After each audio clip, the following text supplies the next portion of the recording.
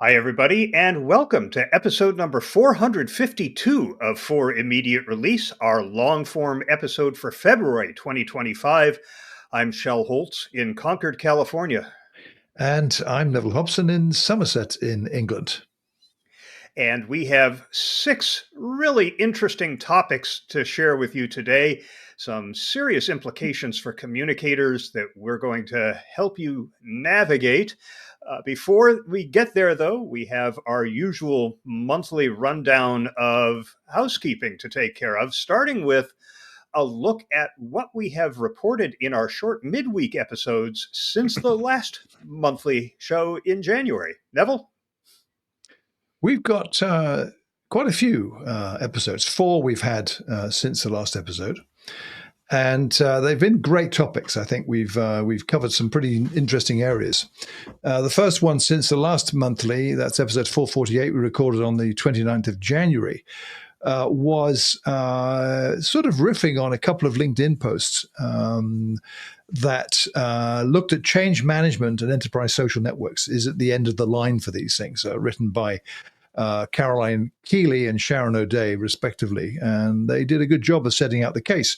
So we talked about that. Worth a listen. We have a comment, right, on that one? We do. We have 2 comments on that one. The first is from Natasha Gonzalez, who says, definitely agree that internal usage may be a reflection of a change in external social usage and that the Godspeed approach has never worked well.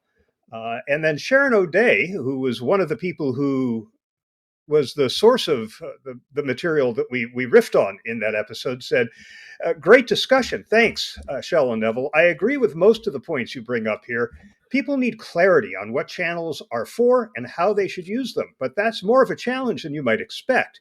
Very many comms reviews I do reach the conclusion that even the comms team don't know what their ESN, their employee social network, is really for. And with trust on the decline, as you discuss, it's understandable that employees might be reluctant to share. Will people look through my past contributions to our employee social network and conclude my disagreement is disloyalty? No wonder people are retreating to smaller forums or choosing to check out active discussions.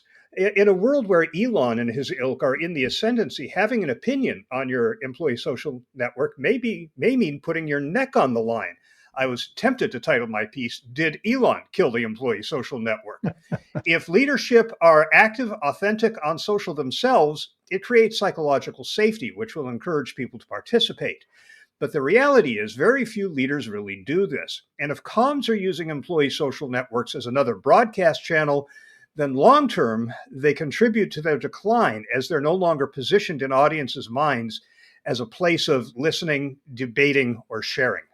Good comment. So then episode 449 on the 5th of February. This is a topic we've talked about before. The title of our episode was Employees' Use of Shadow AI Surges. We talked about Shadow AI. I've forgotten the date, Shel. It was about a year ago, I think, quite a while ago. And this looked at an aspect of this that's not decreasing. If anything, it's increasing. On the risk side, people are using these tools still in organizations and not telling anyone that they are, particularly where there is prohibition in place. So it's a stealth approach to using generative AI, we said, but there are plenty of risks. So we looked at the data. There's data now on this and discussed various approaches companies can take that will benefit both them and their employees.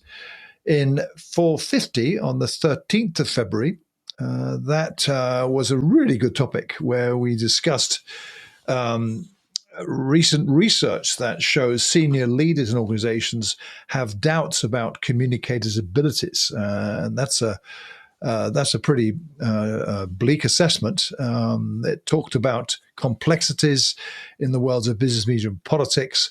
And where you've got that situation, the concern of senior executives, the confidence is not high. It decreases. So are people up to the task is what they're asking. And you and I outlined the research results and discuss ways communicators can reverse this troubling trend. Naturally, we had lots of suggestions in that area. And we have a comment on this one too, don't we? 2 of them here, actually 3 here. First Great. from Amy Santoro, who says, "This saddens me, but I'm not surprised. Still, since I started in communications in the 90s, we're not valued and struggle to get a seat at the table." Patrick Edwardson says, "Great conversation. Think you're absolutely right when it comes to communication professionals needing to be more proactive in offering solutions and perspectives to leaders rather than ending up in a reactionary mode, which is easily done given the current volatile external environment." More on that to come in this episode. And finally, Steve Crescenzo sums it up pretty well, saying, "Well, that's depressing." Good ending to that one. Then in episode 451 on the 17th of February, we talked about return to office obsessed executives are minimizing the employee voice. This is the now infamous and widely known behavior of the CEO of JP Morgan Chase, the bankers, Jamie Dimon, who, unfortunately for him, had a severe rant during an employee meeting that was recorded, and of course the recording leaked. The expletives are dreadful. It is seriously someone who really doesn't care what his employees want to do or think. They need to do what he tells them and just get into the office and be there. So we talked about that. And I see that we've had on LinkedIn certainly a lot of people who've liked it and stuff like that. So we provided, mostly you, Shell, evidence that productivity and morale are higher with remote workers. We did cite a lot of that research. But if it comes down to, or when it comes down to a leader who behaves like this, your work is cut out to show the benefits of a hybrid approach to the workplace, or any other method that splits the get into the office or work from home. It's a never-ending debate, it seems to me, but I've seen others talking about this too since that episode, i.e. other behaviors, not leaked recordings, but leaders of big organizations saying, "I don't care, you got to get in the office." So this is an argument that has still got a long way to run, I'd say. So that was, sorry, we got comment too, haven't we? We have three, starting with Stuart Bruce, who says, "If it's a simplistic back to the office mantra, I'm against it. Simply having people sitting behind a desk in an office is counterproductive. However, if it's managed intelligently by rethinking office layouts, what people do, when they do it, and more, then there's value. The osmosis effect is invaluable. Junior people learning from senior people simply by being around them, the spontaneous sharing of ideas. The problem is that too often in offices, there isn't a lot of those two things happening. If people are to be back in the office, it needs to benefit both the employer and the employee. That means rethinking what being in the office really means." And I have to say, I really agree with Stuart. It's why I favored the hybrid model over a fully remote model, although there are cases where an employee, it makes sense for them to be fully remote, but not as a routine. Be at home, be remote when you're going to be nose down doing individual work, and be in the office when there are things happening that are going to put people together, interacting, engaging, collaborating, sharing. That's what makes sense to me. Jesper Anderson also commented. He asked, "Did you hear Richard Edelman on Provoke Media's new PR agency leader podcast? He's very much in favor of mandatory returning to the office, saying people are at their best when they are together." And finally, Steve Neruda says, "Having read a couple of discussion threads on LinkedIn on this subject, what stood out to me were the comments that one's employees couldn't be trusted, which read to me like a very Trumpian, every accusation is a confession, people projecting their own faults and failures externally." Good comments, all of them. Great. Yeah, so that's a hot topic, and no doubt we'll be talking about it again in the future. I also want to let you know that the most recent episode of Circle of Fellows from January is up and available on the FIR Podcast Network. It was a really good discussion on creativity, on how to get that creativity sparked, especially in the busy corporate environment. Zora Artis, Diane Gajewski, Andrea Greenhouse, and Martha Muzichka joined me for that episode. And then coming up this Monday, an unusual day to record Circle of Fellows. That's usually the third Thursday of the month, but this month it worked out for Monday at noon Eastern Time. We'll be talking ethics because it is Communication Ethics Month at IABC. And that conversation will involve Diane Gajewski, again, 2 months in a row, Todd Hattori, Jane Mitchell, and Carolyn Sapriel. Should be a great discussion on communication ethics, especially in light of some of the communication we've been seeing in the last few months. Definitely. And also, just to let you know, we have a new FIR interview that will be published next Wednesday, the 26th of February. Those of you who've been in this game for a long time in terms of digital and social will recognize this name, Steve Rubell. Steve has longevity in this. He is a hugely influential voice and kickstarted a lot of the developments that happened from 2005 onwards. He spent nearly 19, 20 years at Edelman, and he's now looking at new pastures, new ideas, new ventures, new adventures, I would say. We had a great conversation with Steve just a week or so back, and we'll be publishing that, as I mentioned, on Wednesday. So that'll come out in the morning GMT, so you can catch it when you wake up. And also that same day, we're recording the next FIR interview, which we'll publish sometime in March, with Sam Michelson, who is the founder and CEO of a company called 5 Blocks. That is a digital reputation management agency, among other things he's involved with.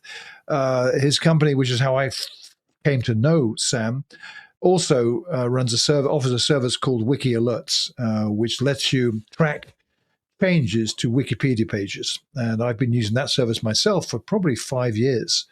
But Sam and I connected. We had a long chat. He's based in Israel. The company's based in New York. And looking forward to exploring Sam's thoughts on a topic both you and I have talked about quite a bit, the letters AI feature in there in terms of digital reputation management. So we'll get some insights from Sam on what he thinks about where this is going and in the context of organizational communication. So that's all coming up. New interview being published on Wednesday, the 26th of February. The following interview will come out in the first half of March, I reckon. Looking forward to that interview on Wednesday. Sounds like it'll be an illuminating session. Well, there is a major shift in video consumption communicators need to pay attention to. YouTube is now watched more on TVs than on mobile devices.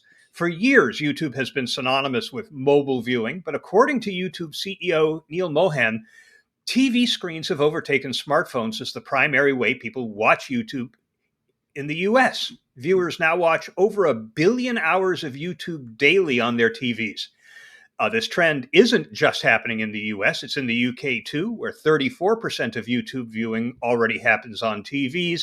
And among kids aged 4 to 15, that number jumps to 45% in the UK.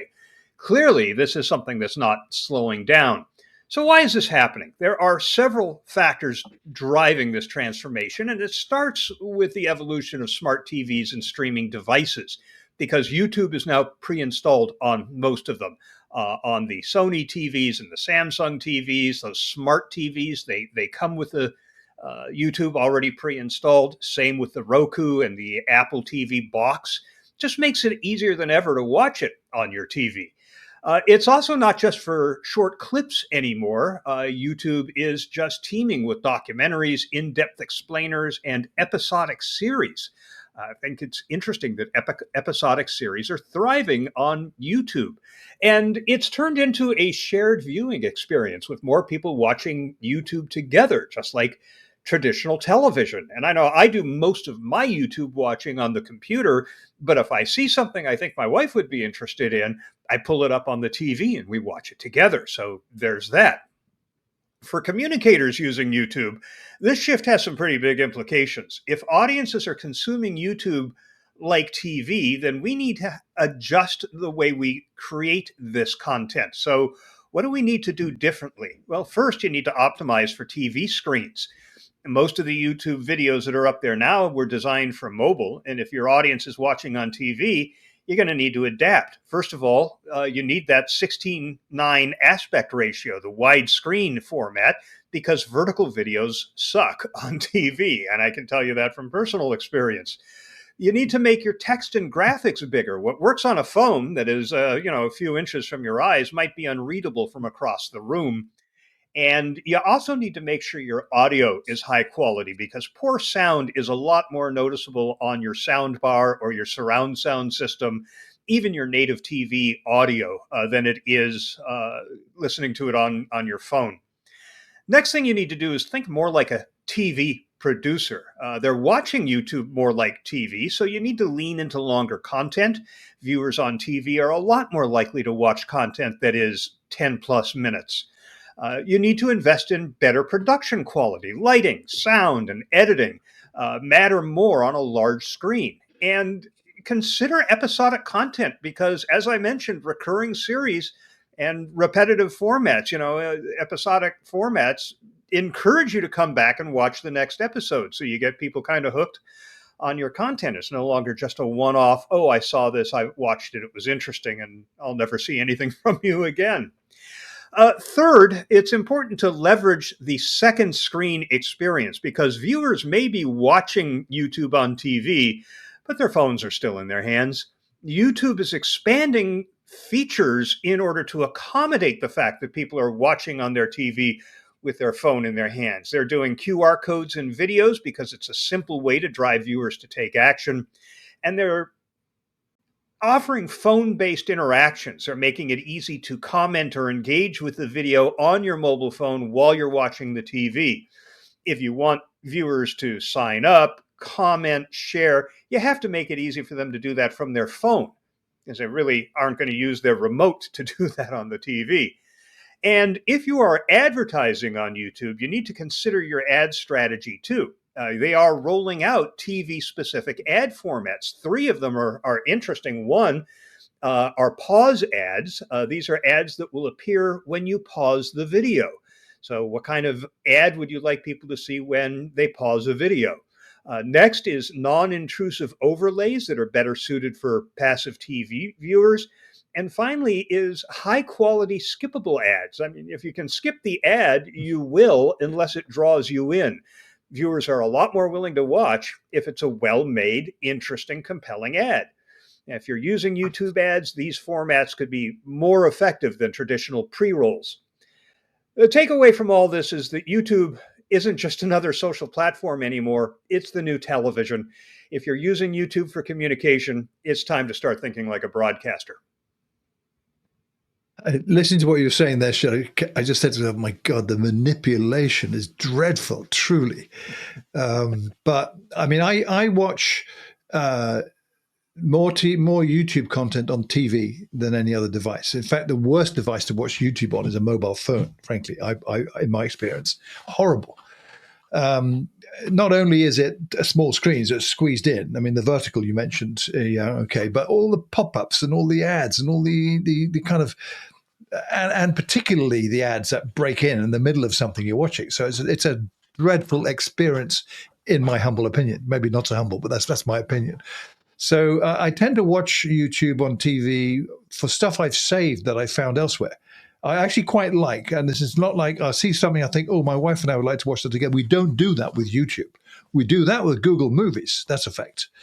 Now, that's not YouTube. That's a separate thing, but it's the same company, of course. But I like to watch things I've found elsewhere that I've saved where I can watch on a big screen. And it could be an ad. It could be something else, anything even. Yet, that experience is not brilliant, no matter what device you're using, simply because of the intrusivity of the advertising and other messaging that interferes with what you're watching. So you could say, well, if you take the premium account, pay for it, you don't get the ads. Well, that's actually not quite true. You do, but maybe not so badly as this. So I think your point is a key one that you mentioned towards the end of what you were saying, which is if an ad is done really, really well, that draws you in, you won't object. Utterly agree with that. But I've yet to find any on YouTube in the UK. I mean, the worst ones are, the kind of over 50s life insurance plans. I mean, maybe that's the algorithm looking at me and serving up that rubbish. Badly made. I mean, everything. Better stop me now, shall I get you on a rant here? So I think TV's great. It's a better medium to watch it, but you don't always have time to do all of that. So the next option, I think I would agree with you, is a big screen monitor in your office attached to your desktop computer. Definitely not a phone. Tablet, okay, if it's a large one. But I think the rest of what you said makes sense from the content creator's perspective and the medium that people are shoving this content out there. I just don't think anyone's really doing that very well on YouTube. That's my take. The feeling I get often is that you're there and you will be interfered with intrusive advertising, whether you like it or not. And often there's no skip. You got to watch the damn things in some cases, not all. So I don't have a very good perception of YouTube. So I'm not the target audience for much of this stuff, and I'm totally fine with that. Let me tell you that. I don't see any ads on YouTube ever because I pay the premium fee Oh, I to don't. avoid the ads. Yeah. Oh Yeah. yeah, it's worth every penny as far as I'm concerned to not see Sure. those ads. I get that. Yeah. But yeah, but the fact that more people are watching on TV now than mobile doesn't mean people aren't watching on mobile. So Yeah. you have to know who your audience is and where are they more likely to be watching. I didn't see any demographic breakout except that number for kids 4 to 15 in the UK watching more than the overall population on their TVs. So yeah, I think it's partly recognizing where your audience demographically is likely to be watching, but it's also what kind of content are you thinking of producing? If you know, if you're looking for a TikTok like video, if you've made it for TikTok, there's no reason not to repurpose it for YouTube. I mean, the more places it is, the better, as long as you've made whatever adjustments need to be made for the differences in the formats. But on the other hand, and I know I've talked about this on the show before, there are businesses now, companies that are making documentaries, and YouTube is now a good place to host those because people will sit and watch a documentary. I mean, I'll tell you the truth, Neville. Michelle and I wanted to watch a movie. There was a remake of the movie that was about to come out, and the original starred one of Michelle's favorite old time actors, Tyrone Power. And we wanted to watch the original before we saw the new one and checked every streaming service, and nobody had it. I was going, oh my God, this movie has to be somewhere. You know where it ended up being? It was YouTube. So that's what we did. We pulled up YouTube because it's on both our Apple TV box and our Samsung TV. So we just pulled up YouTube, did a search for the movie, and sat there for an hour and 40 minutes and watched a movie. So that's a new behavior. And I think people who produce content have got to get accustomed to that and start factoring that into your thinking about what kind of content are you going to produce. I would agree with you. The only thing I'd say to the kind of case you outlined, I don't do any of that with YouTube. Other places I do that. So it's not a place I naturally look to spend time on, except, as I mentioned, that's I saved. I want to catch up with a concert, a clip of an ad that I really thought was impressive, things like that. So I don't watch movies. I don't watch documentaries there. There are other places I go for that kind of content, but we're all different. And that's why there's so much choice out there. I just find there's so much choice. I got to limit it to something. So I don't pay for that. I pay for other services, but not pay YouTube. So I tend not to use it that much in that regard. But the point, though, you're making, I think I would agree with, that you've got to get your act together and offer content in a way that's compelling to the viewer, that keeps them around, and they might then look at other stuff. And that's why I'm reading the Gizmodo article that you shared on this, talking about the revenue that has been steadily increasing. The writer of this piece, by the way, has a scathing review of YouTube's mobile app. I agree with him. He talks about the brain rot of the YouTube mobile app turns me off more than it turns me on. If I truly wanted dumb, quick hits to shock my brain with numbing dopamine, I would turn to TikTok, he says. And he also makes a comment too, which was in my mind, strange to consider YouTube's popularity on TV when the company keeps raising the price of its YouTube TV service. That's an interesting point. So in the US, he says YouTube TV now costs $83 a month. That's a lot of money. Wow. Might as well just pay for cable. Gosh, yeah. I mean, that's crazy.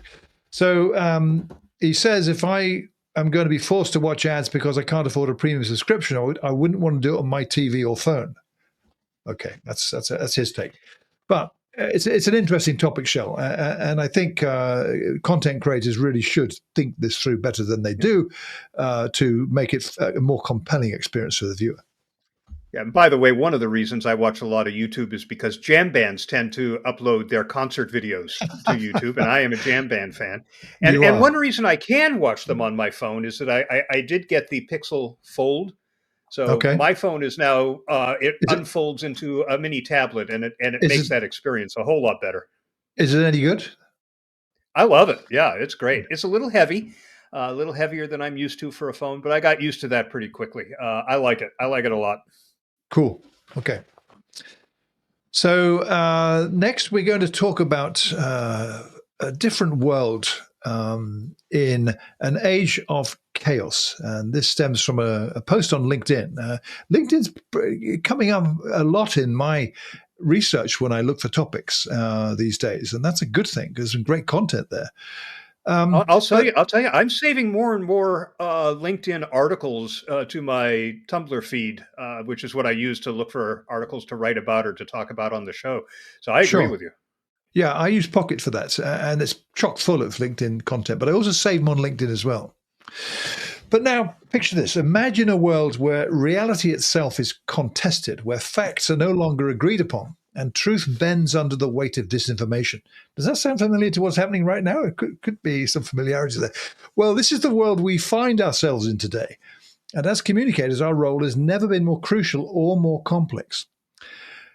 5 years ago, at the dawn of the COVID-19 pandemic, communication had some semblance of order. Governments held daily briefings, scientists stood alongside officials, and even as chaos unfolded, there were still structures in place to make sense of it all. Fast forward to 2025, and that coherence has all but vanished.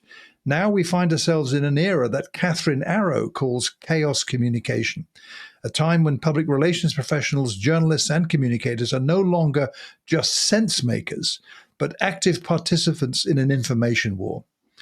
In her thought provoking post on LinkedIn, Welcome to the Age of the Chaos Communicator, Arrow warns that we've entered a new phase of public discourse, one where truth is deliberately distorted, polarization is a strategy, and neutrality is no longer an option. We face a world shaped not just by geopolitical tensions and economic upheavals, but by deliberate attempts to reshape reality. She critiques the role of public relations and communication professionals, pointing out that they are no longer just mediators, but often find themselves entangled in battles over truth itself. Some uphold ethical standards, while others willingly participate in disinformation for personal or political gain. Arrow warns that the stakes are now higher than ever, as those in power actively work to reshape narratives for their own benefit. In this environment, neutrality is no longer an option. Communicators must take a stand, push back against misinformation, and act as defenders of truth, even at personal or professional risk. As communicators, what role should we play? Do we amplify messages regardless of their truthfulness? Or do we take a stand, knowing that speaking up could come at a cost? Arrow argues that we're now one step beyond traditional crisis communication, and we must embrace the uncomfortable reality of chaos communication, where defending the truth is not just an ethical responsibility, but a battle in its own right. Ultimately, Arrow calls for a redefinition of the communicator's role in this new era, urging professionals to move beyond traditional PR functions and embrace the responsibility of countering manipulation, upholding integrity, and ensuring that history is not dictated solely by those with the loudest megaphones. This age of chaos raises important questions for communicators. How do we ensure that ethical communication remains at the forefront? How do we counter disinformation without adding to the noise? And most critically, if we don't take a stand for truth, who will? Well, the question I have is, are we doing this on our own using platforms like LinkedIn, or are we doing this on behalf of our organizations? Because if we're doing this on behalf of our organizations, we certainly can't just go off and do it on our own. A lot of organizations are grappling with the chaos that is coming out of Washington, D.C. right now, and making some tough decisions about what they're going to say and what they're not going to say in order to protect their business. I mean, good God, look at Elon Musk right now, and specifically thinking of Twitter or X, where he is suggesting, not in so many words, but everybody is on top of this interpretation, that if you advertise on X and you don't increase your ad spend, you could end up being the target of a government investigation, your organization. So, you talk about the weaponization of government, and the administration is doing that. If you don't toe the line on DEI policies, you could end up being the target of an investigation by the Department of Justice. These are pretty serious threats.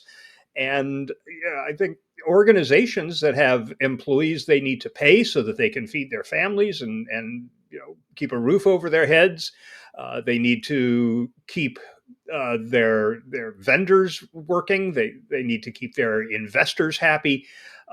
That's a tough call to take a stand. I think there are fewer and fewer organizations, frankly, that are doing that because of the threat. Now, I absolutely agree, and I am taking a stand individually online wherever I can, as well as through other community activities. But I think it's interesting if she's talking about, as an official spokesperson of your organization, you are speaking for your organization. You can't make that up as you go. I'm not sure she's talking about that, although that may be part of what she's saying. She doesn't state it, but it's more of a general thing, it seems to me. And I think it makes sense. Like you, I could see the risk element of this, but perhaps more significantly to your prime point, which is you can't just go out and do this if you're talking on behalf of the organization. Of course not. I don't think she's suggesting that. But it does make you think. When I read her article, this was before the news rapidly emerged about the thousands of people that Trump and his sycophants are firing in public sector or federal employees. I read today, I think the Centers for Disease Control in Atlanta is letting go some thousands of employees. The big one is the 10,000 or so that have been let go in, I've forgotten which government department. Shell, do you remember? It was in the news. Yeah, there was the U.S. Agency for International Development. Is it that one? Okay, because I think Department of Defense is coming up next. I was reading. They fired the generals. They got hit already this morning. They had chairman of the Joint Chiefs. So I guess in the context of that, without this conversation just focusing on all this stuff going on in America, I think in my mind it's been why aren't we seeing more people pushing back on stuff like this? But the wider picture would be generally what the U.S. the current administration in the White House is doing, broadly speaking, across the board. The threat of tariffs and this kind of deal making in Ukraine. It's all about mining these precious metals. That's all Trump wants. He wants a deal, and he's talking about how much money everyone can make on this. I mean, good grief! So he's all about the transaction, right? And cozying up to Putin and so forth. No one's really saying a lot about that, and I can understand that. Part of me understands that, the high risk element of that. But I think it's more widely that no one has a clue how to respond to this yet. That's what it looks like to me, whether you're in a European government, whether you're in a global multinational corporation. I mean, let's wait for someone, some company that's a big global enterprise is going to get in the crosshairs of either Musk or Trump and have to go through some kind of serious accusation. So what are we going to do about that? So I would imagine what Catherine Arrow is pointing out is already on the discussion tables of large organizations, I would think. The what if, and this is, what would you call it? Well, she says we're beyond crisis communication. This is chaos communication planning. So that is already going on. And maybe we're in the, to use a Second World War analogy, this is the phony war. There's not real war broken out yet. These are the little skirmishes. These are the probing and the pushing. That's what it seems to me. And yet the consequences of these actions are dreadful, dreadful. They're dire. They are going to affect all of us. So you mentioned about in a company, people have got to look after their employees. They can feed their families. Or totally right. And maybe that's what's kind of influencing the lack of things as well. So we've got all that. This then is the almost like the game plan for this is what you've got to decide as a communicator in an organization. And by the way, thinking about that, the communicators, what about those folks who are in those organizations that have fired all those federal employees, the communicators, assuming they aren't amongst the fired? I've seen a couple of people talking on threads who are communicators who've been let go in, I've forgotten which agency. So it's across the board. And we're going to see some dreadful consequences of all of this. In the meantime, we've got what Catherine Arrow is pointing out to us, that we need to decide ourselves. How do we ensure that ethical communication is at the forefront? How do we counter disinformation? Listen to everything Trump says. And the fact-checking guys are hard at work on everything he says. And almost the majority of everything he says is not true most of the time. So how do you counter that? Because it's like we've often talked. If you don't respond to stuff like that, after a short period of time, it becomes the truth to most people because no one is saying different. And there's a big risk. So if we don't stand for truth, who will, is her concluding point. That's a very good statement. But we should kind of adapt that to the real world, to the reality of the circumstances in our own situations. There is risk in doing this, without doubt. So I don't have the answers to these questions I'm asking too. I've been thinking about this as I read Catherine's post and just observing what's going on as, Musk with his chainsaw at a conference. I mean, goodness me.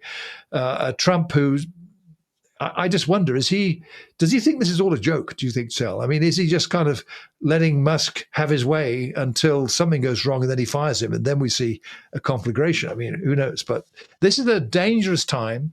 This, in my view, is a good clarion call for us to think about some of these things. And indeed, this kind of conversation you and I are having, others should be having these conversations too, because we are at a time of grave peril, it seems to me, in this age of chaos. And chaos is right. Absolutely. And when Catherine Arrow says that we need to take on a new role, I would argue it's not a new role. It is something that was suggested maybe 10 or 12 years ago by the Global Alliance for Communications and Public Relations. Yeah. This is the organization whose membership is made up of communication associations, IEBC, PRSA, CPRS. They're all members of the Global Alliance. And they met in Melbourne way back when and drafted what they called the Melbourne Mandate. I don't even know if you can still find that online, but at the center of the mandate was that the communicator's role at the center is to be the conscience of the organization and to help guide the doing of what's right and the rejection of what's wrong. And that's exactly, I think, what she's talking about here. Just more speaking up than providing counsel. But as communicators, I think that they were right in the Melbourne Mandate, that because we have that view not only of all of the organization's operations, but everything that's going on externally. We're in the best position to say, look, this is how people are going to react to our taking this position. Look at Target, the department store chain. As an example, they dialed back their DEI. They dialed back the Pride Month celebrations. They used to have a lot of product from gay LGBTQ designers and the like in the store, and they've dialed that back because of the pushback they were getting. But now there's been a suit filed against them. Customers who supported their DEI initiatives and their support of Pride Month are boycotting and making a lot of noise. They're being torn apart by both ends. And you have to wonder how an organization is going to deal with that when half of the people want you to do one thing and half of your customers want you to do another. And you can't have it both ways. So I mean, these are difficult times. They are, and I'm thinking something you mentioned about the Melbourne mandate is a good point. But I think we're at a time now where nothing at all is black or white. Is very nuanced. There's lots of dreadful shades of grey, much more than that movie talked about. Let me tell you that. And you've also got something we can observe, which she references that some people uphold ethical standards, and I would like to think the majority of communicators do, while others willingly participate in disinformation for personal or political gain. That's not a new thing, of course, but at a time when things are not what they appear, particularly when in the kind of good old days, an authority figure like the President of the United States, you could almost literally say, if he says it so, it is so. Now you've got Trump doing that kind of stuff. If he says it's so, it ain't. That's a fact. But what are you going to do about it? And it gets worse every time he talks. So I think this kind of adds to the dilemma confronting communicators because it is not black and white. The old rule book you may not apply the way it was intended back then. So you've got to think fast on your feet, be pretty agile, as the word goes, and look at how do you convince your leaders, your colleagues, and others that of a certain course of action when evidence, quote unquote, out there suggests it's not that, it's this. How do you deal with that? So it is a time of chaos. Well, we're going to stick with this topic. We're just going to zero in on one element of the chaos, and that's the upheaval we find ourselves in thanks to this trend of loosening content moderation policies on major platforms, notably X and Meta's platforms. This shift has profound implications for communicators, especially in the B2B sector. So if you work in the B2B sector, pay attention. Meta's transitioning from third-party fact-checking to a community notes system. That's similar to the approach that X, formerly Twitter, took under Elon Musk's leadership, if you care to call it that. Zuckerberg is framing this move as a commitment to free expression, aiming to address concerns about over-enforcement and perceived biases in content regulation. But this relaxation of content controls has really sparked a lot of debate. Critics argue that reducing moderation can lead to increases in misinformation and harmful content, posing risks to public disclosure and brand safety.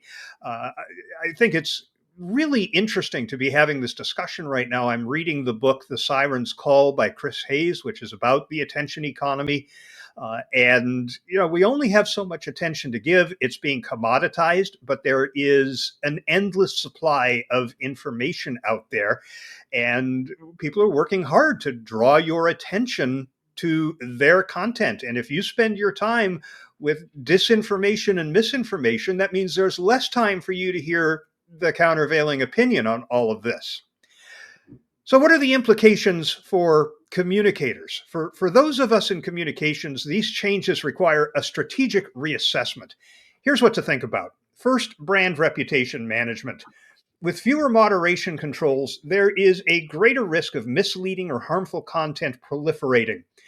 You may find that your brand's messages is right up against something that's controversial or offensive, and that can damage your brand's reputation and erode trust. So it's really important to monitor social channels vigilantly and respond quickly to any content that could negatively impact your brand. Then there's navigating misinformation. The potential rise in unchecked information means communicators have to be proactive in combating false narratives. Developing clear, factual content and engaging directly with your audience to correct misperceptions, misconceptions, and disinformation can help maintain your brand's credibility.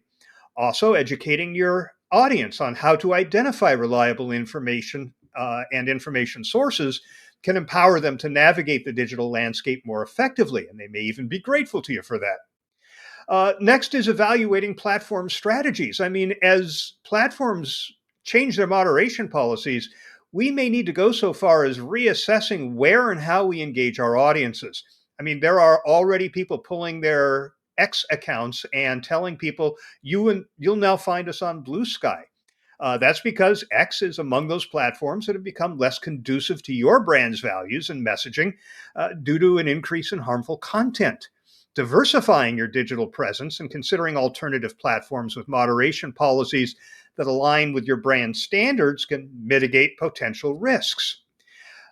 So, finally, there's enhancing internal policies that we need to consider. Internally, revisiting your social media guidelines is imperative. Ensure that your team understands the importance of responsible content sharing and the potential implications of engaging with unmoderated content. Providing training on best practices can help maintain a consistent and positive brand image across all channels. So, by staying informed and being proactive, we can navigate this complex environment effectively, safeguard our brands, and continue to engage our audiences in a meaningful way.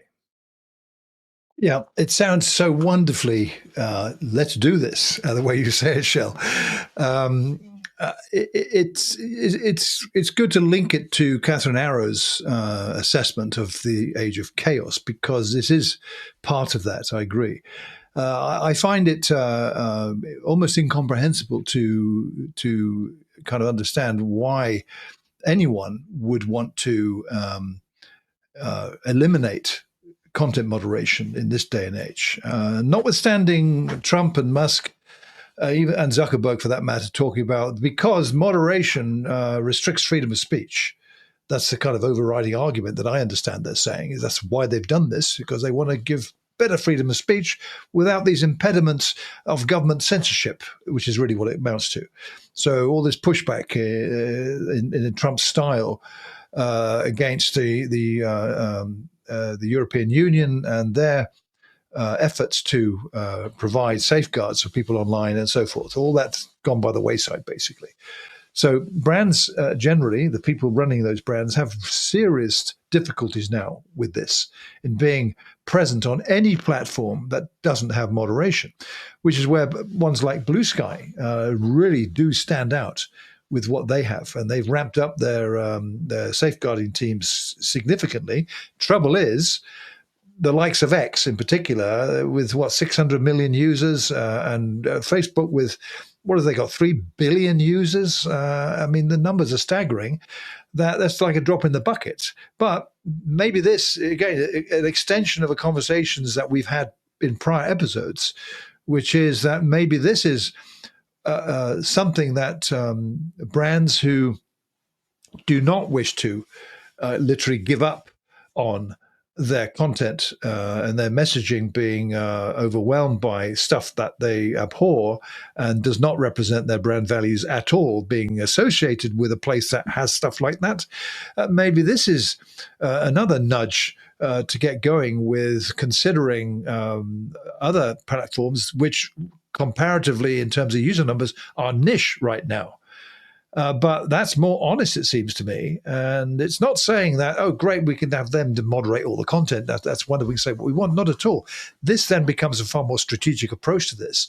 And it actually sets in place, I think, the beginnings of a framework for this is how it's going to be in the future.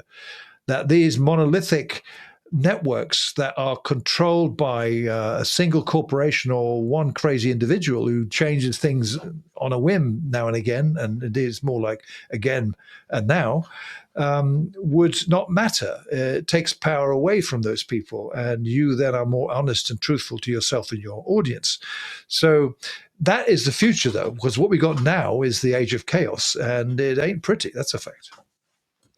Yeah, and I find the argument that this is all about free speech to be a little disingenuous. Honestly, if you're looking for unfettered free speech, there's always 4chan. It's still there, last I heard, and anything goes on 4chan. So there are places that do that. But yeah, it's getting uglier and uglier. I am seeing stuff in my Facebook feed that I have never seen before. People I have not followed, I have not commented on, I haven't even lingered on these posts. And I find them objectionable and offensive. And why are they in my feed? What is it about the algorithm that is injecting this stuff into my feed? I mean, I think what makes TikTok so addictive is that it figures out pretty quickly what you like and just automatically starts giving you more of that. In fact, in his book, Chris Hayes says he had an evening at home one night, so he was alone, which is rare. So he decided to have a half a gummy, right, an edible, and play with TikTok. And he said after an hour, he realized he had just been scrolling through videos of people making sandwiches lovingly and carefully and cutting them in half, one after another. And he said, "Oh my God, TikTok knows I'm stoned." So why can't Facebook do something a little more like that? Why is it loading me up with this content? And it is, I think, this shift toward a more conservative approach to what we see. And I'm actually blocking a lot more on Facebook these days than I ever have. And I think it's all because of this accommodation of the new administration and a desire to stay out of their crosshairs. That could be. I also think it's the algorithm responds to what you post yourself, the content you post, and the volume of your posting. So I don't do much on Facebook. I hardly ever, maybe it's probably less than 1% of my time there, less than that even, engage with anyone who's not a friend at all. I spend all my time purely in my friends' equivalent of the timeline. I don't engage much. Now and again, I'll have a look at what's going on, and I quickly go away because I don't see anything there that interests me at all. But that's just me. I know others who are completely the opposite to that. TikTok, I gave up on TikTok about 6 months ago. It's just full of utter bilge. That's how I see it. I have no interest in that at all. It's a shame. But I think, you know, this is the landscape we have, and it is not going to improve. I'm certain it won't ever improve.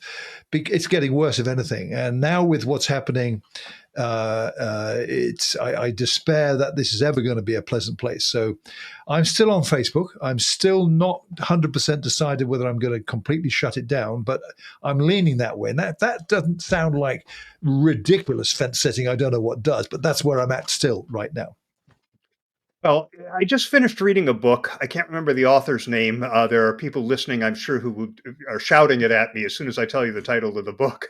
It is called Nexus, and it is a history of information networks from the Stone Age to AI.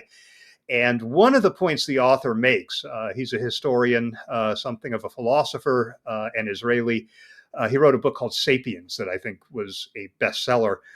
But he says what enables democracy is information networks that allow people to engage in discussion about the issues that affect the society and to arrive at some kind of consensus. And we're losing the ability to have those conversations because of this chaos and because of this flooding of the zone with misinformation and disinformation and people latching onto conspiracy theories and whatever suits the tribe that they belong to, and that's worrisome. That the conversation, the authentic conversation, seems to be drying up in favor of commenting on and sharing of misinformation and disinformation, and the spread of this stuff. So I think you're paying attention to what is being shared about how to address all of this in unmoderated communities where your organization, your brand may be active. Listening to Catherine Arrow's advice, all of this is important because we got to do what we can. Greetings, Shell and Neville, and FR listeners all around the world. It's Dan York coming at you from a snowy Vermont, USA, where we have about 20 inches or 50 centimeters for you, Neville, of that white stuff on the ground. It's beautiful out here, cold but beautiful. So this month, I want to mention first something that people have long requested for the Mastodon platform, which is the ability to have quote posts. If you think about that, we used to call them retweets back in the day of Twitter, but they have since been called many other things in different platforms. But quote posts is certainly one topic, or quote tweets, we used to say, different ways. But a lot of platforms have them, and this is, of course, the ability to go and take somebody else's content and share it in your content, in your stream, with your own feedback and comments and things. When Mastodon was first being created back in the mid 2010s, it was around 2016, 2017 that it first kind of got started. The developers chose very specifically not to include quote posts. And one of the rationales they had at the time was really that one of the ways in which quote posts can be used is to be negative about somebody. A process often referred to as dunking or something, where you are going and taking somebody's quote and saying, "Oh, look at what an idiot they are," or something like that, in much much more profane words perhaps, but really trashing somebody and doing it. So in the wrong usage, it can be a very unsafe kind of thing. And so the developers of Mastodon, when they were first creating it, were against this, and so they didn't implement it. But over the years, they have, of course, noticed that a lot of people like quote posts, and there are very many other very positive uses of how it can be used to share something, amplify it, work with that. And many communities like using quote posts in different ways, and also that people coming to Mastodon from other platforms were finding, wait a minute, I can't do quote posts? Then, I don't want to be here, and trying other things. Now, because Mastodon and the broader Fediverse is an open environment, there have been a number of clients, including one that I use called Ice Cubes, that have implemented a form of quote posts where it is basically taking the original post and forwarding it and sharing it, very much like we used to do before the retweet mechanism was something that was created in Twitter. But, there's been a need for a better way. So Mastodon, the team there at the developers of it, the Mastodon team, put up a post earlier this month that talked about how this could be potentially implemented. And what they looked at was basically creating a quote post mechanism, but providing additional controls. So what will happen as they implement this is that you will be able to choose whether your posts can be quoted. So you'll have a configuration. If you don't want people doing that, if it's something you've seen abused for you or something, you can just not enable that. You will also be notified when someone quotes you, which other platforms allow as well. And then interestingly, you will be able to withdraw your post from the quoted context. So if somebody were to go and take your post and forward it and say, what an idiot, you could choose to have it withdrawn from that quote. So interesting idea about how to go and do it. They rightly point out in their post that there is no standard for this. And so that's one of the pieces of work that they'll be doing, is to bring it through the W3C or the process, the standards process. There's now a Fediverse enhancement proposals kind of process that will go and write an extension to ActivityPub that will allow this to happen. So if you're interested in the Fediverse and Mastodon, this is something that is working its way through. And we'll see where this goes. I'm looking forward to having that capability as I spend more and more of my time in the Fediverse these days. Second topic this month, I want to just comment on the fact that, in your world, Neville, the UK government was being very assertive to Apple that they wanted the ability to go and have a backdoor to be able to get into any and all encrypted backups of UK citizens in Apple's iCloud. They were demanding this under the UK's Investigatory Powers Act, or the Snoopers Charter, as some people call it. They wanted to be able to go and get access to end-to-end encrypted files everywhere. So they were demanding that Apple put a backdoor in its system. Well, if anybody has been watching the news, security news over here in the United States, backdoors, they never just stay for the government. We've watched here in the United States where a group of Chinese hackers, apparently, have been able to use backdoors in the telecom system to be able to go and get in to all sorts of conversations and things all over the world. Backdoors are an incredibly bad idea. So there's a lot of concern about what would Apple do. And what they chose to do is that they're going to stop offering their encrypted cloud storage offering, something called advanced data protection, to users in the UK. So now, as of this time, or when this is happening here, UK users will have a less safe experience than anyone else in the rest of the world. because they will not be able to have their data protected. So any of the photos they store, the family photos, the documents, anything else they put in the iCloud will not be protected anymore because the UK government wants to go and be able to hack into it or look at it. So, let's be careful here a little bit about what's going on. FaceTime, some of the messaging will still be end-to-end encrypted, but the difference will be that the backups will not be. And so you will not have that protection. If you turn on the advanced data protection, your data is end-to-end encrypted, and so Apple can't see it. A government can't see it. Nobody can see it. It's protected. With it turned off, the government or others could see it. So UK users will be less secure than the rest of the world. We'll see what happens, whether the UK government relents and agrees with everyone else that backdoors are bad, or what will happen. Stay tuned.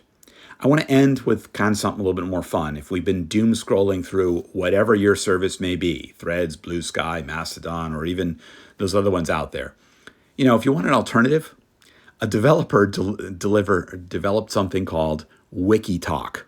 Yes, it's a play on TikTok. And if you go to their website, which is WikiTalk, WikiTalk, just search on that with your search engine, you'll find it quickly. It is something where you can just go and do vertical swipes, and like you would in TikTok or something, and you'll swipe through random Wikipedia articles. It sounds hokey, but you know what? It's kind of fun. Just kind of looping through and seeing whatever different things are. It doesn't have videos. It's not like TikTok in that way. It's just random articles, which then you can go and be able to click a button and read more. But it's just something fun if you want an alternative to doom scrolling through all the news these days. With that, I'll turn it back to you guys, Shell and Neville. Thanks for including me here, and I look forward to listening to this show. The outline you've got looks fantastic. So that's all for me. You can find more of my audio and writing at danyork.me. Thanks for listening. Back to you guys. Bye for now. Well, thanks very much, Dan. As always, a great report, and I cannot wait to go take a look at WikiTalk. It sounds like so much fun, the idea of doom scrolling through Wiki. The endless scroll of Wiki articles just sounds wonderful. I got to give that a try. Leadership is at the heart of everything. I think most of us listening to this would agree, from the highest levels of government to the smallest of communities. But what do people truly want from their leaders? What makes someone worth following? Gallup's latest global leadership report offers some fascinating insights into this question. Based on an extensive survey of more than 30,000 people across 52 countries, the research identifies 4 essential needs that followers expect from those in charge: hope, trust, compassion, and stability. Hope is the most crucial element, said 56% of survey respondents. Leaders whose visions for the future inspire confidence and optimism are the ones who leave the most significant impact.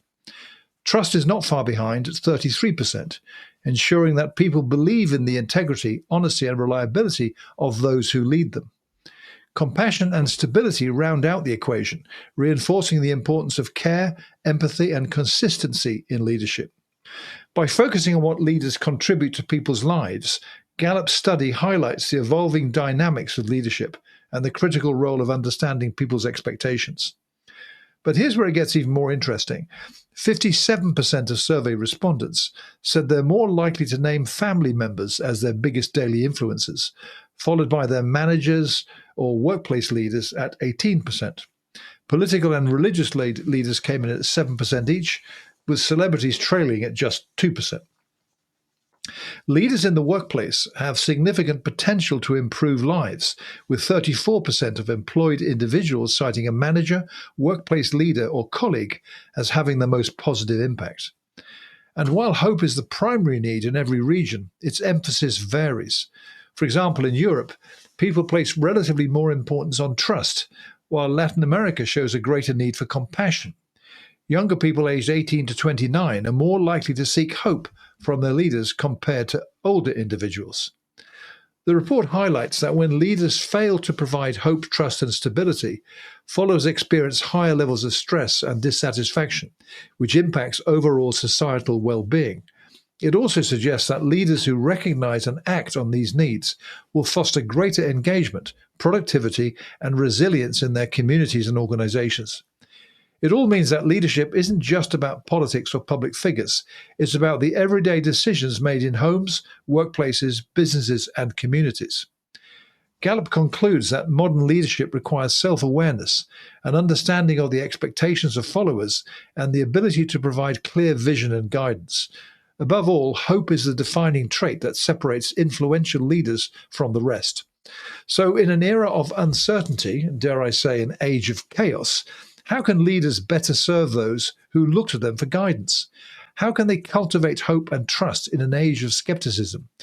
And what role do communicators play in helping leaders connect with their audiences effectively? These are big questions, Shell. Well, these are huge questions. And how do you convey hope when people are feeling hopeless? Uh, that is a skill. That is not something that you can just tell your leader they need to do if they don't already have the character or the experience or just the foundation to be able to do that. This is why I think having a leadership coach can be so useful to a lot of leaders. There are people out there who are certified executive coaches. I know a few, in fact.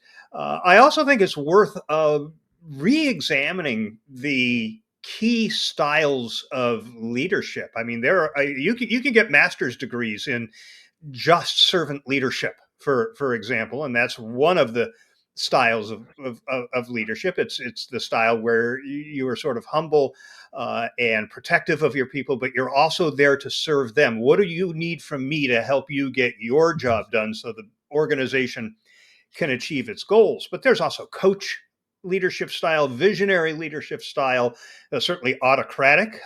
Think about Jamie Dimon. If you want to peg his leadership style, it would be autocratic. There's laissez-faire, which is hands-off, just I'm going to let people do what they do. Democratic, transformational, transactional, bureaucratic. There's all these styles. And the idea that you can latch onto one of these and be just that these days, especially in light of the Gallup survey results, I think is absurd. If you are primarily a coach, that's great, but you also need to be visionary and you also need to be a servant to your people. Yeah. So which one of these is your foundational style? And then which other ones do you integrate into your leadership style? And as communicators, especially executive communicators, the communicators who work with the leaders of the organization, I think it's important to work with them on this so that they are able to pull out the type of leader that is needed in the moment. And that progressive, progress focused, inspirational leader, that visionary style needs to come out in these days because people need to see that you have a clear vision of where we are headed and how we're going to navigate through these chaotic times. And if a leader's not doing that, and it's certainly not what I'm seeing from the Jamie Dimons of the world, then your employees are going to feel disengaged and nervous, and you're going to see productivity drop. You're going to see client relations erode. All kinds of bad things happen when your employees don't feel that they're being led by people who are in a position to get us through this. Yeah. Yeah, that's valid. It's very valid. I think when I was reading the Global Leadership Report, when I first got a copy last week, it popped into my mind quite early on that when I thought of hope as the most crucial element, according to what the survey respondents said, I thought of Barack Obama, who actually introduced this in a memorable way to people globally, not just in America.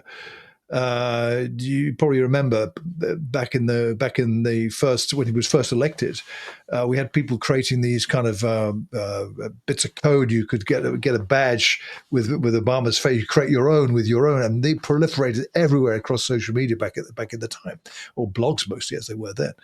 But that is enduring, what he did, no matter what's happened since then or since he left politics effectively. It resonates still with people, and that's borne out in this survey. And there we're talking about leadership from a national figure in a country, not just a boss at work. This is embracing society as a whole. And that element, I think, is key to kind of ensure we don't lose sight of that big picture when we talk about, in the workplace and so forth. Yes, that's important, of course, but this is the bigger picture overall. And I think at a time like where we're at now, and this has been the thread of this entire episode we're discussing, is that this is the age of chaos without any question. And we add this then to the list of questions we are asking of communicators. How are you going to help your organization, your leader, your boss, your CEO, whoever it might be, navigate this dreadful landscape that we're currently strolling along?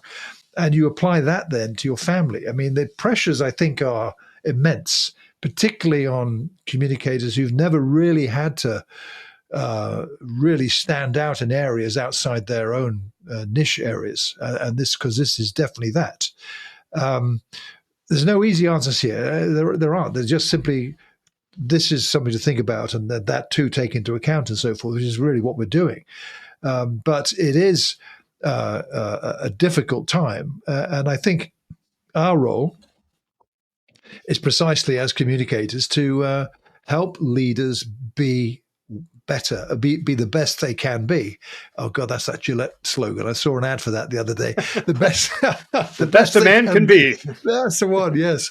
So that's the role basically, and you got to add all this to everything else we discussed here. It sounds a horrible laundry list of dreadful things you've got to be aware of. Well, that, I'm afraid, is the landscape.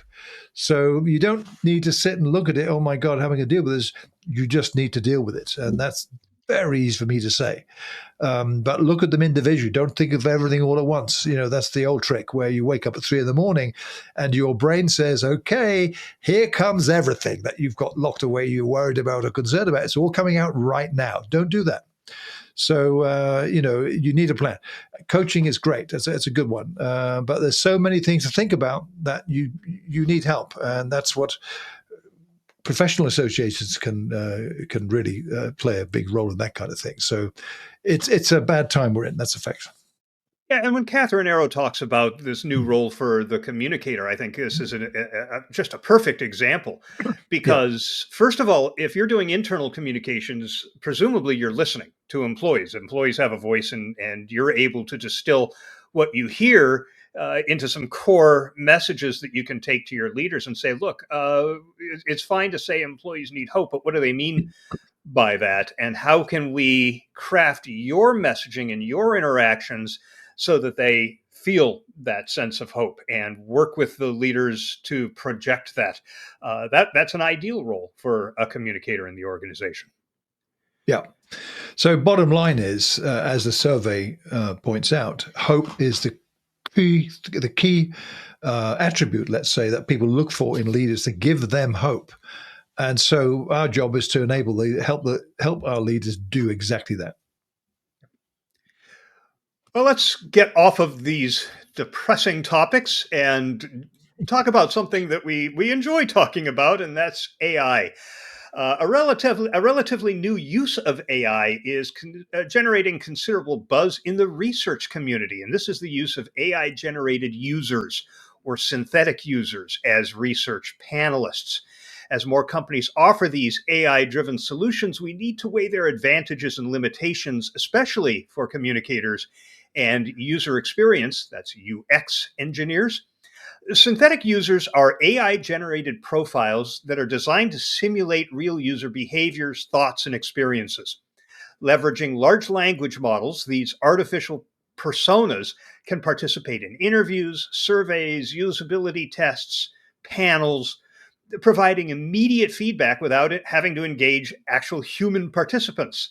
There are platforms like Synthetic Users, that's the name of an organization that offers tools to create these AI-driven personalities, profiles, with the goal of streamlining the research process. Now, there are benefits to doing this that start with speed and efficiency.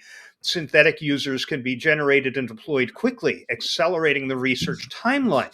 This immediacy is particularly beneficial in fast-paced environments where timely insights are crucial. You don't have time to go out and recruit a panel and schedule a time for them all to be together, right?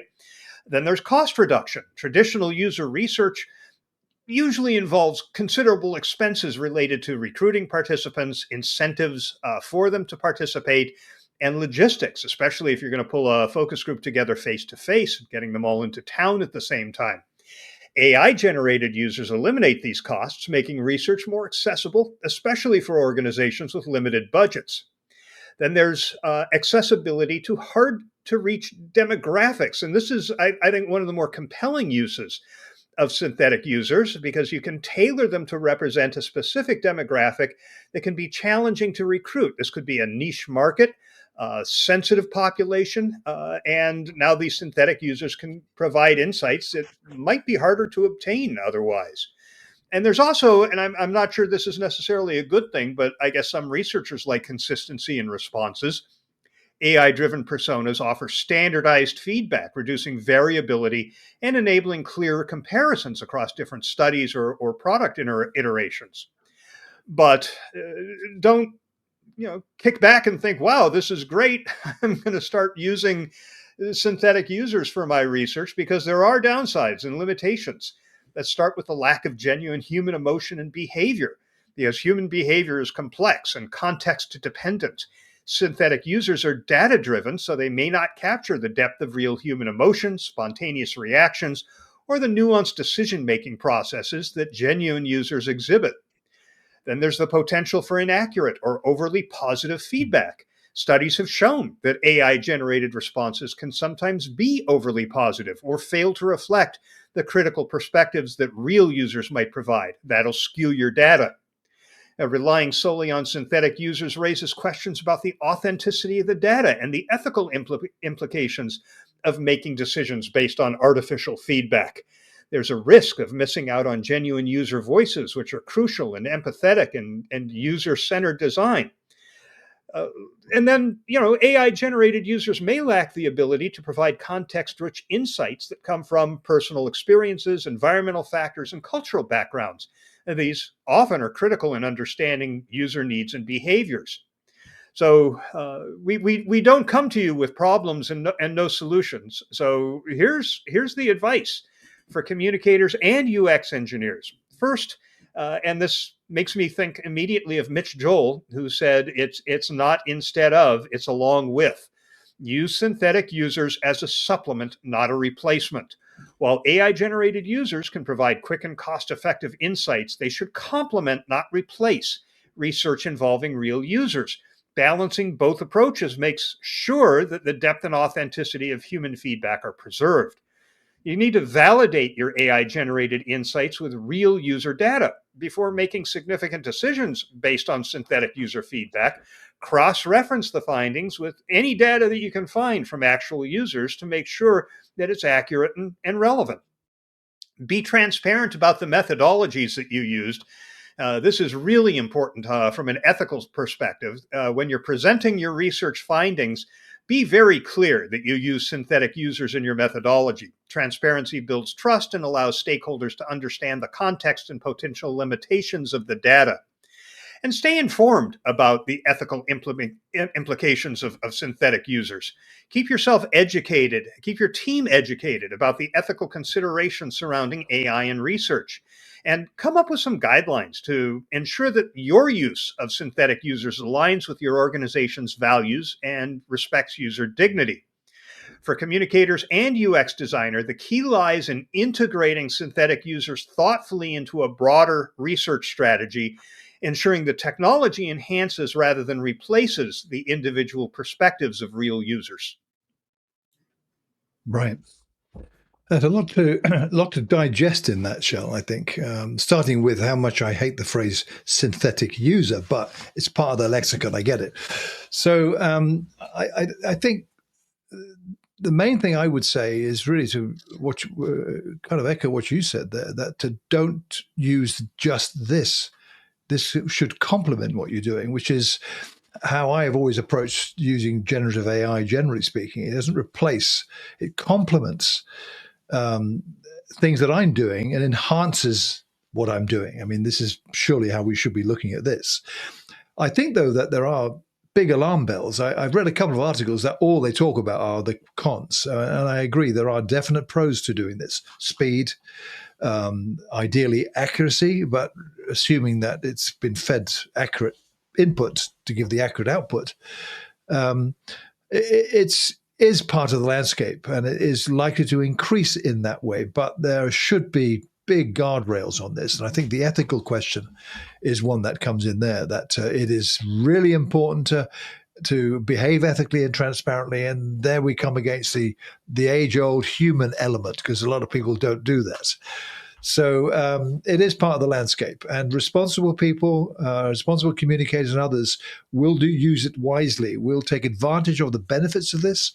That will enhance and improve perhaps what they're doing without using a tool like this. And those who aren't going to benefit, and they just muddy the overall landscape. So you've got to be aware of that. But this is part of what is evolving, and you just got to be really sure of what you're doing and how you're going about it. That doesn't leave any doubt in anyone's mind about your own honesty and transparency. Yeah, what worries me is that there are going to be research reports released that are based on what was gleaned from a panel of synthetic users. And you won't know that, and we'll be making decisions based on this when the data could be really flawed. Now, I've been aware of synthetic users for a while. I mean, it's not a new idea, relatively speaking, because I've talked to people. I mean, the idea of employee personas is certainly not new. That's been around for 30 or 40 years at least, maybe even longer. The idea that we have created a persona to represent this cohort of employees in the organization that helps us craft our communication if we know it's largely meant for that portion of the audience. And I have been aware that people have been translating their employee personas that they may have had around for years to AI, because now you can query the persona, which is nice, right? And I think I've mentioned on the show once before, I was talking to an executive communicator. His team has trouble getting to the CEO just because of his schedule and unavailability. So they've created a persona, an AI persona of their CEO based on all his speeches and all of his writing and everything that they could throw in there about him. And now if he's not available and they're writing a speech and they need to know what he would think about this, they'll query the AI version. Now, that's not the final say. Obviously, the CEO is going to review the speech before he delivers it. But it's an interesting approach. What I hadn't thought about was assembling a group of these as a focus group, or using them for something as seriously research focused as testing this user interface and telling us if it works for you, based on the fact that you are from this region or are in this age group. So that worries me. I think the advice that was here about blending real humans with this research, using it as a supplement, is good advice. There are people who won't take that advice. They're just going to take the cheap and easy way out. Yeah. I'm just reminded of one of the concluding points I read in one of the articles you shared from a company called IDEO.com. The case against AI-generated users. And you'll love this or not, maybe, but one of their researchers says using synthetic humans for direct research is like navel gazing, but not at our own navels, but into the great, messy, cluttered, and often disgusting navel of the internet with a capital I. Dan will like that, the capital I. The solution isn't to make up fake people. It's getting better access to real people. I've been toying with that in my mind because I'm not sure I agree. The solution isn't to make up fake people. It's getting better access to real people. That's actually not what's happening. So that's not, I don't believe, a valid criticism, but it's like what I have heard from other people. So again, that's what you've got to deal with when you're trying to sell this idea internally. Yeah, absolutely. I remember going out to Dell in Round Rock, Texas, and I was there with a group of social media folks in the early days, and I learned while I was there that they found the people who were making the most negative comments in the Dell forums online and convened basically a panel of them, actually flew them out to Round Rock and had meetings with them. What is it that drives you crazy about us? Because they figured that if they could solve some of these problems, they'd make a lot more people happy than just them. If you tried to encapsulate them in a synthetic persona, are you going to get the Yeah. same level of information as you would from these people who are really pissed off at you?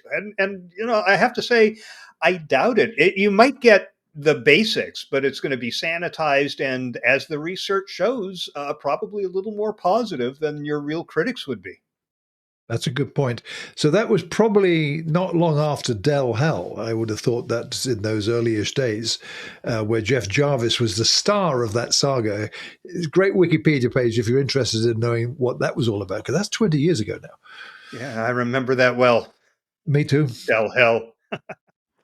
Goodness me. So, well, that was a nice little diversion into a cul-de-sac away from all the terrible stuff we've been talking about. Let's get back to the terrible stuff. Look at our final story, which is... But at least it's not politics. No, this one is definitely not politics. Is it the end of the road for LinkedIn hashtags? Great question. For years, social media managers, marketers, and content creators have relied on hashtags to increase reach, improve discoverability, and categorize their posts. But what happens when a platform like LinkedIn starts pulling back on their importance? Luke Brindley-Jones raises this very question in his LinkedIn post, The End of the Road for LinkedIn Hashtags, where he explores LinkedIn's shifting stance on this once powerful tool. Previously, using 3 to 10 hashtags in a LinkedIn post would significantly increase reach, as the platform relied on them for categorization and discoverability. However, LinkedIn's improved natural language processing now allows it to determine a post's topic without the need for hashtags. Some reports suggest that LinkedIn is gradually making hashtags irrelevant, with some even predicting they'll become unclickable within the next year. It's a significant reversal, considering that LinkedIn only introduced hashtag support in 2018. So what does this mean for communicators and marketers? Are hashtags officially dead on LinkedIn, or do they still hold value? Brindley-Jones argues that while hashtags may no longer be a discovery tool, they still serve as visual markers, helping readers quickly understand a post's theme. They also remain valuable for branding, categorization, and campaign tracking. This shift also reflects a broader trend across platforms. Instagram, for example, has recently imposed limits on hashtag use, while X, formerly Twitter, and TikTok continue to rely on them. Blue Sky supports them, as does Threads, although in the latter case, a Threads message will only enable one hashtag out of many if you include more than one. There is real value in using them strategically, said one reader on LinkedIn to Brindley-Jones's post. They're still a useful tool for our B2B clients, she says, to ensure primary keywords are covered, especially in a thought leadership strategy, when you may have a post that focuses on a secondary topic. Rather than thinking of them as a way to be found, it's more about reinforcing relevance within a niche. Another reader said, I think unless LinkedIn is actually starting to penalize hashtag use, this key point in your article will remain very true. Even denuded of their discoverability power, hashtags provide strong visual labels for your content to flag it to relevant readers at a glance. So should we abandon hashtags on LinkedIn altogether, or simply rethink how we use them? Brindley-Jones says, in my view, the LinkedIn hashtag hasn't reached the end of the road, just a consequential fork. What do you think, Shel?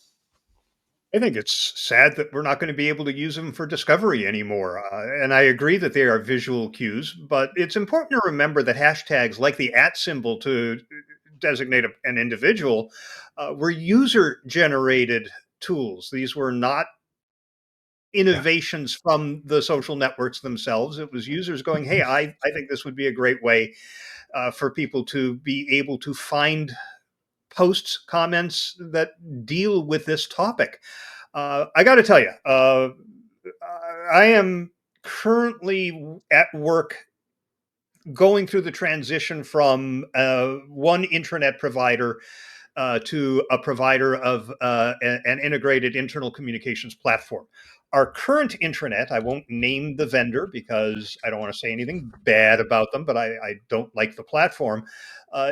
If we want to tag an article so people can search for the article, we have to go into SharePoint and go through this rigmarole to establish a tag that now shows up on the intranet. And when I want to tag the article, I have to go to the tag page and find the tag and click it. I mean, it's a process. The one we're switching to, the tags are all based on hashtags. Anybody who creates a hashtag, that now becomes a searchable term. And the reason this user-generated approach to coming up with the searchable label for this kind of content is that the people who are in charge don't necessarily know what's important to a group of users. I am not a construction superintendent. I don't know what the issues are that they are grappling with. But if there is something that has emerged, and over the course of the next month or so, they need to have a conversation about this, and it's going to be intermingled on Teams or down the road in a community on the intranet once we get this thing launched, all they need to do is establish that hashtag, and now the system will be able to group all that content together. We could even put it all in one widget if we want to, and it's in their control. And that's what I like about this. If this is a user-focused environment in the social space, losing that control, I think is not a good thing. But even with LinkedIn making this decision, I do agree. Just being able to see that pound symbol at a glance, I can say, oh, this is of interest to me. I'm going to go ahead and read the rest of this post. Yeah. By the way, we never call that a pound symbol here in the UK. We call it a hashtag. A hash symbol. Yeah, hash symbol. Hashtag. You call it a pound symbol because it means pound weight, right? Is that why you call it that? Because here I have no idea. I just know that it's pound sign. Pound sign. We call it the hash sign too, but yeah, you do. You do. I know. I was just teasing. So it reminds me, this does, of Chris Messina, who is the guy who invented the hashtag. This is about, getting on to 18 or so more years ago now. And I interviewed him, actually, on an episode when you were traveling, and I was doing one solo. And I interviewed him, this was September 2023, in episode 355, as the numbering was then. And he was talking about that it's time for an upgrade to the hashtag. That was his big argument at a time when it was under threat from being hijacked for nefarious purposes on the negative side. But it wasn't delivering what he thought it ought to have been doing. And I'm wondering what he would think of this idea on just one platform. But it could spread to others. This discoverability element is not so strong. If that vanishes from LinkedIn, I think that would be a shame. So I think Luke Brennan-Jones had a good post, and the people who left comments there had good points to make. So there's no kind of solutionable answer to the question, are hashtags done and over with on LinkedIn? I don't think they are. The commenters made that clear in their view. So maybe it kind of largely comes down to usability by users to keep it going. Maybe. Could be. If users adopt something, it tends to find its way into the mix from the social network owners. So we'll see. Also, I do see them on Blue Sky, so they're alive somewhere. Blue Sky is like Twitter was back in the day, where you could actually pepper your posts with hashtags. Sensible use doesn't suggest that. But that's still embryonic, relatively speaking. It's still small, but I search for hashtags like I used to on Twitter, and that's one way of surfacing content. So there's no sign or signal, as far as I know, from Blue Sky that this is going to stop. So I hope it doesn't. I hope LinkedIn doesn't abandon support for it the way it seems to be going, and that'll be a shame if they do. Yeah, and the other thing is, you remember, I mean, they haven't been as prevalent lately as they once were, but hashtag campaigns, and on LinkedIn for B2B organizations to run a hashtag campaign, I think people are going to miss being able to do that. I agree. And that'll wrap up this episode of For Immediate Release, episode number 452 for February 2025. Hope you've enjoyed it. Our next episode is scheduled to drop on Monday, March 24th. That's our long-form monthly episode. We'll be back with midweek episodes here in a little bit. Until then, we hope that you will comment, as so many people did. And I have to say, all of the comments that we shared in today's episode came from LinkedIn. There were comments left to the posts announcing the availability of an episode on LinkedIn. That's not the only way to comment. You can comment by sending an email to fircomments@gmail.com. I scrolled through 227 emails in that account, and not one of them was a legitimate comment. Most of it was spam. But you could do that. You can attach an audio file up to 3 minutes. We would love to play a clip of your comment. We haven't had one of those in a long time. It would be great. You can leave a comment directly on the show notes at firpodcastnetwork.com. You can leave a comment in the FIR community on Facebook. There are lots of ways that you can get your comments to us. Wherever we share an announcement, we do it on Facebook, we do it on Threads, we do it on Blue Sky. Wherever you're following us, leave a comment, we'll find it and share it here on the show. And we also appreciate your ratings and reviews wherever you're inclined to do that. And until our next episode, that'll be a 30 for immediate release.